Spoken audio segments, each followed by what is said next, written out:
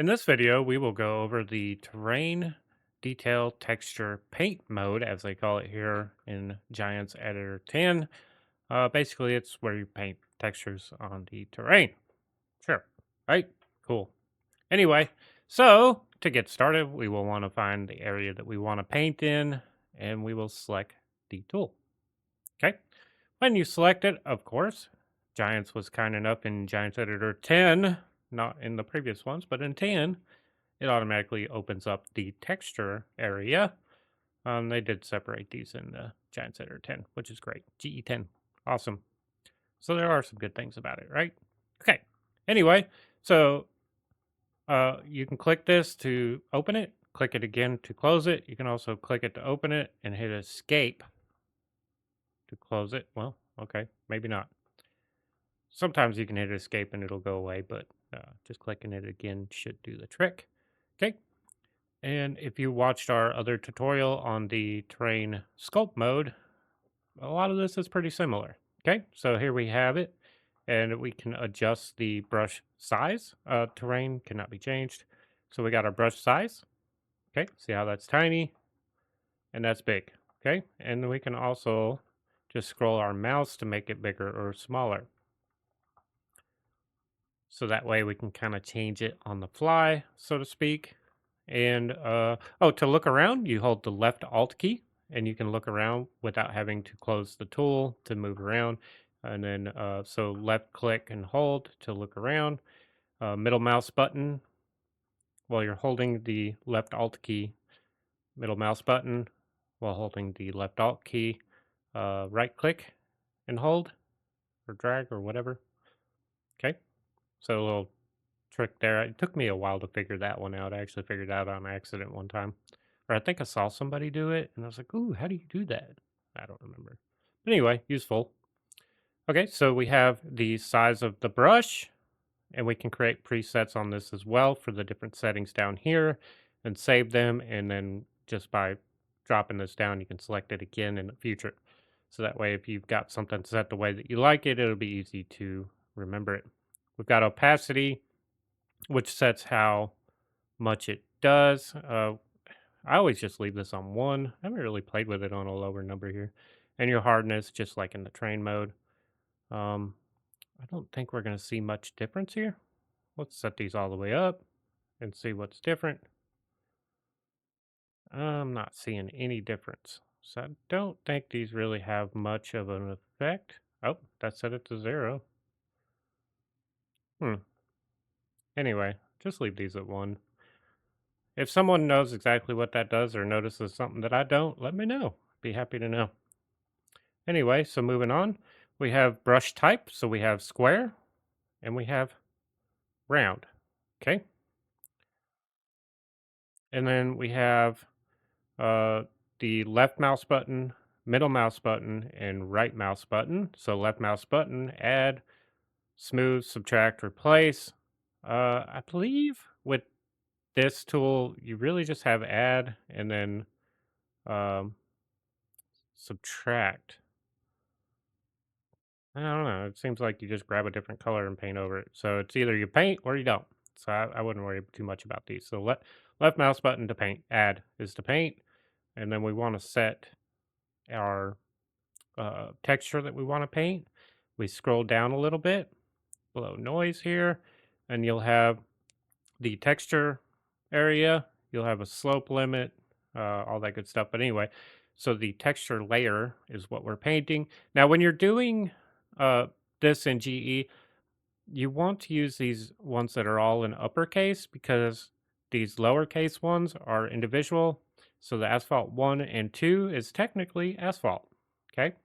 So when you use this one, it uses both of those. So it gives you a little bit more of a detailed paint. Okay. So if we paint there, there's that. So if we go down here and go to asphalt 1, there's that one. I'm probably not really going to see much of a difference in this, but we'll do it anyway. And then there's that one. See, this one's kind of a lighter color, and this one's got a mix or kind of a darkness to it. And then this one's a mixture of the two. So it gives it a more natural feel. Okay. Let's zoom back out. All right, so we've got our different colors here. So let's say, before I get too far, am I skipping anything here? No. Okay. So let's say that while I'm painting, I've got an area where I only want to replace, let's say, this asphalt, right? So if we select this enable limit to, and then we select the type, which is asphalt, and then we select the one that we want. So let's turn it into, let's make it mud so it stands out. Now it'll only paint where the asphalt is. How handy is that? So that way you don't have to be so precise with your brush each time, right? And we can also limit it to foliage and then a certain foliage state. So if you've got like a line of grass or something like that that you want to paint grass texture under, you can limit it to that foliage type. Block procedural, I don't really know for sure what that does yet. I haven't, still got to learn that. But anyway, oh, slope limit. So let's create a slope here. This one's kind of handy if you got if you want to do like rock cliffs or something. So let's get this raised up a little bit here. Have some good variety. Make this one a little steeper. Okay. So let's say we've got ourselves a couple mountains. Well, let's go back into our paint mode. And then we'll set our, with our slope limit 0 and 90, we can paint anywhere, right? So let's turn my limit off because if I keep that limit on, I can't paint over here. I turn it off and I can paint mud. Let's actually pick some rock texture. Let's see. I know you're in here. Rock. I don't want the tiles. I'm looking over it. Mountain rock. That'll work. Okay. So we can paint it anywhere, right? Now, let's say we want to kind of limit it to where it's steep. We don't want it here, but we want it here type of thing. Well, we just kind of play with this start. So this one, see how it doesn't paint down here? And it doesn't do that tip top, okay? So that's not enough. So we want a little bit more. So we'll just bump it up a little bit more and see how it's further up and further down. Okay, so that's quite not right. So we bump this up a little more. Oop, and there we go. So that will automatically paint on that slope. See how it doesn't paint on these other areas even though I am brushing over them? And you can kind of adjust it and get an idea how you want it to look. So there we go. So now I've got a rock face. Whoop, that's that navigation speed. I've got it set to 25. I want to bump that down. Okay. So yeah, that's how that slope part works, which is pretty handy if you're doing mountainsides, maybe. And it gives it a little more of a realistic feel or what have you. So that's what that slope does. So we want to set that back to 0, default to 0, 90, and that'll allow us to paint everywhere again, right? Okay. So we'll undo, undo. Um, let's say I didn't like that texture, and I want to use a different texture. So we just do our limit to, and then we can set it to uh, mountain rock or a different texture, gravel, whatever. Oh, mountain rock. We need to set this to mountain rock because that's the texture we want to stick it to. If I click on the right one here. And we'll do grass cut. And voila. Okay. So it only paints where that was. Also, another thing too, let's say, all right, I'm going to select something random. So let's say I have sand here. Okay. Let's say I'm not sure what texture this is, but I want to have that as my selected texture or this one here. And I want to extend it. So I hover my cursor over the texture that I want to change to, and I press left Control R as in run or Roy or replace. Control R, and that'll update the texture. Did you see it change there? Now it says mud. Control R. Now grass cut, grass. So wherever I'm hitting Control R at, it'll automatically update the current texture layer. Okay. So if I want to continue on with more mud, Control R in the mud, and I can continue on with the mud. If I want to do more of the grass cut, Control R on the grass cut, draw more grass cut. Or if I want to undo some of this because it kind of looks like it shouldn't look, Control R in the grass and undo that spot that I did so it doesn't look inappropriate or whatever. Get your mind out of the gutter. Okay, so I can also just take all this out, right? And then we can just select whatever we want and create some good textures. Now, something that I like to do when I'm making roads or anything like that is this is not bad, but that's not a very good transition, right? So, what I like to do is, for example, let's do mud. So, we draw our mud, okay? And then what's in between mud and grass? We have mud grass and we have mud moss. So technically we could go mud moss. We'll make this smaller. So I'm scrolled to make it smaller. Ooh, that's a little too much, don't you think? So let's do um, mud pebbles. What's this look like?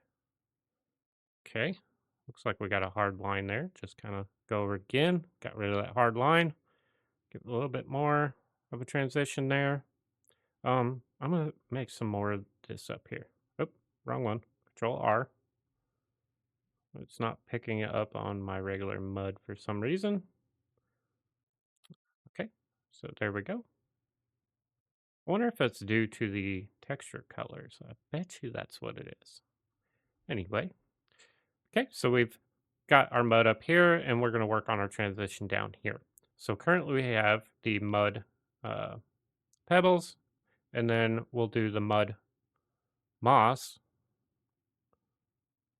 That just seems too much.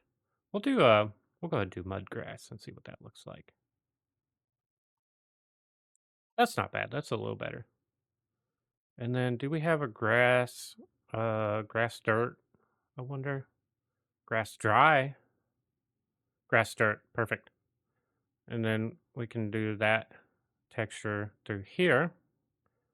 And now we've got let's close that out. Now we've got a nice transition. So it's not so sharp. I probably want to give a little bit more randomization so you don't have this straight line here. But yeah, so that's what I like to do is just kind of create like a fade, so to speak, a fade effect.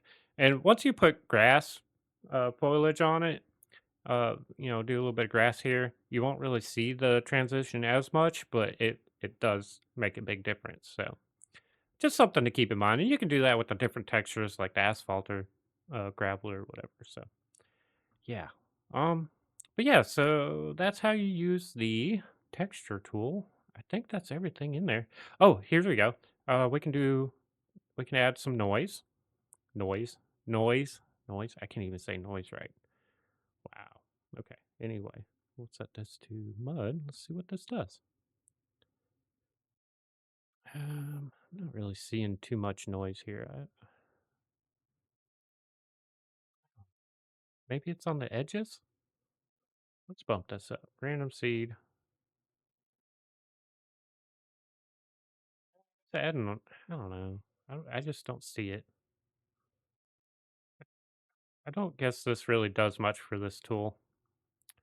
But you can play with it, see what you think. Oh, that time the escape worked. Sometimes it works, sometimes it doesn't. But anyway, so that's how you use the uh, texture tool to be able to easily paint onto the terrain for whatever you're trying to make, right? And you know what? I'm gonna make a thumbnail real quick. We'll make it